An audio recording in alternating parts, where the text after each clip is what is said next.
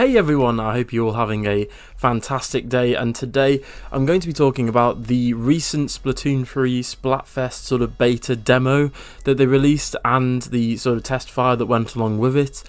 I played a lot of it and I'd just like to talk about it a bit. I really enjoyed it. I'm going to be going over the sort of tutorial, the Splatfest, Splatville, as well as like the mode, stages and weapons that I got to play around with. So if you're going into the game completely blind, because I do have a couple of friends who actually skipped the demo altogether, they didn't want any spoilers whatsoever, they've been avoiding all the trailers. So if you like that, I'd say click off this video now, because I will be going into some technically spoilers, but not really. But yeah, I'll start off with the tutorial. So in regards to the demo with the tutorial, you essentially start off in, if you guys remember the reveal trailer where they sort of show off the deserty area with the Eiffel Tower in the background. You essentially do like the normal sort of Splatoon tutorial. It's not the one where you get like the zap fish, but it's essentially you shoot some balloons. It teaches you that you can swim through grates, you swim up walls, you can jump, obviously shoot ink. Unfortunately, motion controls are turned on, so if on the footage it looks a bit funky, that's why, because you couldn't turn it off at that point, and I usually just play with stick controls, to be honest, because it's better for me. But hopefully, I'm really hoping there's more of this in the game, as in terms of like desert themed, like Anarchy, like chaos themed stuff, because obviously that plays into the fact that the final Splatfest of number 2 was Team Chaos won, and hence why this has happened. A lot of the decisions going into Splatoon 3 are essentially as they are. So for me personally, I really liked the tutorial, really liked the desert area. But now moving on to the Splatfest that was recently in the demo. I love Deep Cut. They're the new sort of idol group. It consists of Shiver, Fry and Big Man, plus their new song. They do have some other songs that are played during the battles, but the main one that stuck out to me and everyone else was Rainbow Anarchy, which is an absolute banger. Like, it is straight up. It's, I'd say, probably the second most catchiest song to come out of Splatoon, other than Calamari Incantation from the Squid Sisters in number 1. But yeah, no, I love the song. I thought it was really good, really catchy. It sort of has a like traditional Japanese slash Brazilian samba vibe. It was really cool.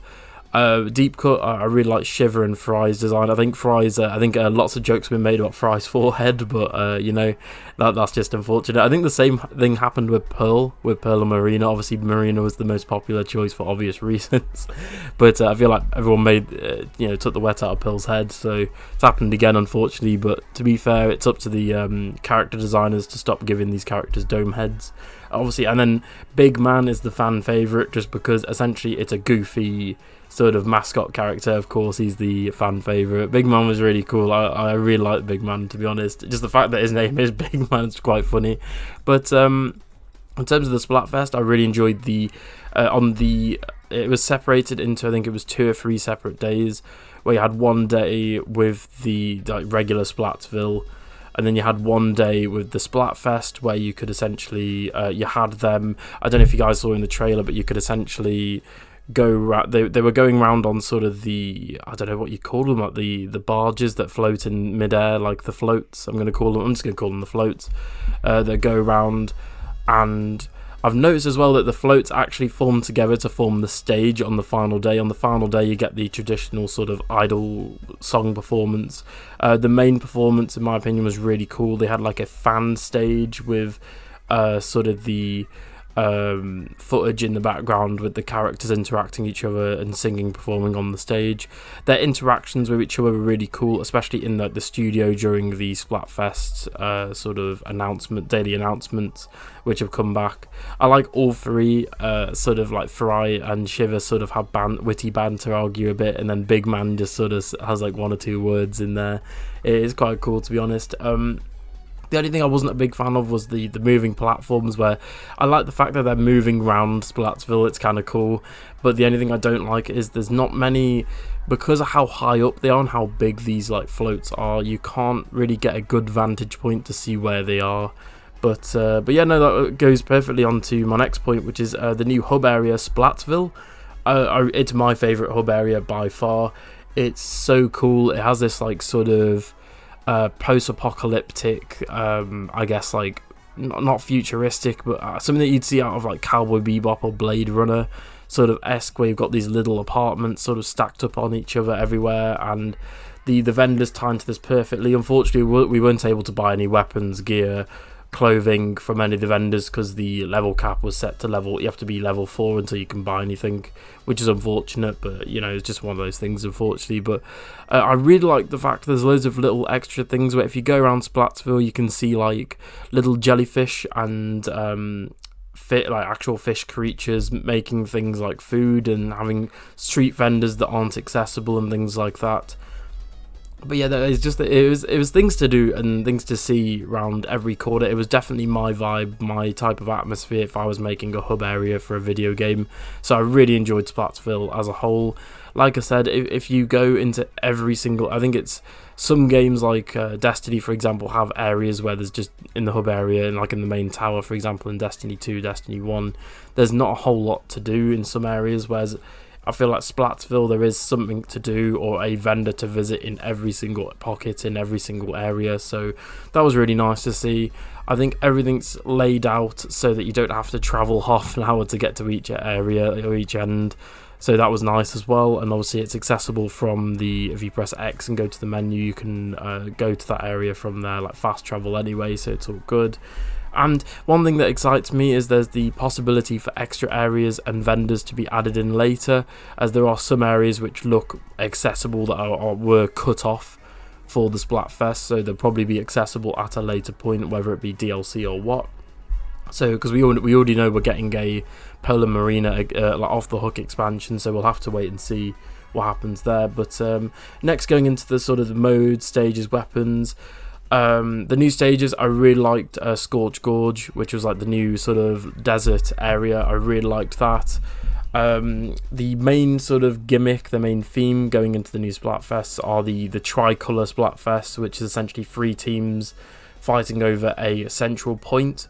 That mode was really cool. I really liked it. It was definitely different having 3 teams instead of 2. But yeah, I think a lot of people chose Team Scissors because it was rock, paper, scissors for the Splatfest. A lot of people chose Scissors because it was Big Man, obviously. He was the most popular out of the 3. However, Team Rock won. I actually went with Team Paper with the yellow with Fry. Because I actually chose seriously. I know a lot of people chose either Shiver to Simp or Big Man because, you know, it's Big Man at the end of the day. I chose what I would choose if I went rock, paper, scissors. I'd choose paper, so I went with that.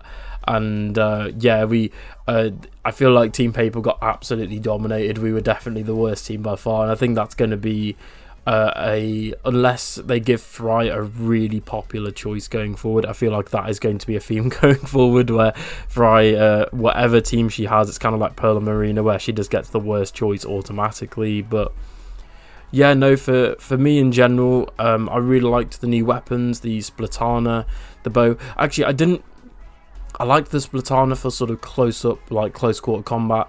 However, ranged, it has like two projectile shots. They're absolute trash. I could be wrong. It could be like OP and maybe just me using it wrong. But the bow took me a few games to get into. I've probably got some gameplay up on the screen now. But the bow took me a few games to get into. But once I did, it's actually really OP. You could essentially either do like a quick burst or hold it down and it will fire. At least the bow I was using anyway. I don't know if it was like a special like Tenta branded bow or what, but if you shoot it, it shoots multiple projectiles which then explode on impact, and I found that if I hit someone with those, it would kill them instantly, so for the majority of the time anyway. But yeah, no, I really like the new specials as well. I forget what it's called, but it's essentially like the inflatable dolphin / whale that sort of slides forward then explodes. That was mega OP. That was really good to use. That felt like really powerful using that. But in terms of the stages, I did prefer the newer stages to the returning ones. I wasn't a fan of, is it Museum del Fonso? I just was not a fan of that stage. I thought it was awful. I wasn't a fan of it in Splatoon 1. I'm not really a fan of it in Splatoon 3. I know it is a fan favourite, so maybe I think it's just because whatever game I had on that stage, we just got absolutely dominated in. But But yeah, no, that's sort of all my rambling over for the Splatfest demo. It's got me really positive for Splatoon 3. I was really worried about the game, thinking, oh, it's just essentially going to be Splatoon 2.5, you know, but it is nice to see that they've put all of this effort into actually making it a new game, because like I said in previous videos that I've done for Splatoon 2 sort of felt like, obviously it was a sequel, but it did feel like a lot of it was taken just from 1, because obviously 1, although it did really well, it didn't do that well because it just the fact that it was on the Wii U. And the reason that Splatoon 2 did really well is because they already had that groundwork there. But you know, it's really nice to see that Splatoon 3 is actually a new game with a new campaign. Again, I haven't seen anything from like the Treehouse Live stuff. I don't want any spoilers regarding the campaign, so all I've seen really is the stuff that you guys have probably seen from the trailers that I've uploaded. If you need to watch the trailers again, they're on my channel. But yeah, no, I'm really excited. These Splatfests look really cool. I'm wondering what they're going to do. I really hope they do like Nintendo ones, where maybe they do like, I don't know, one could be like you choose from 3 Fire Emblem protagonists, or you choose from different Zelda games. I really hope they do more Nintendo themed ones. A really good one that I've got is for Pokemon Scarlet and Violet, where it's essentially like the new starters. I feel like that would fit in perfectly with the new Splatfest. And then I'll be participating in nearly every Splatfest that I can, depending on, you know, if I'm on holiday or whatnot. So I will be uploading gameplay and the results and everything of every single Splatfest, so don't you guys worry about that. If you guys want some more Splatoon content, don't forget to subscribe and like the video, and go to the channel. I've got some more Nintendo and gaming themed stuff in general, really. So thank you so much for watching. Tell me in the comments, what did you guys think of the Splatfest demo? Who is your favourite Deep Cut member, and did you enjoy it in general? So thank you so much for watching, and I'll see you guys in the next one. Bye.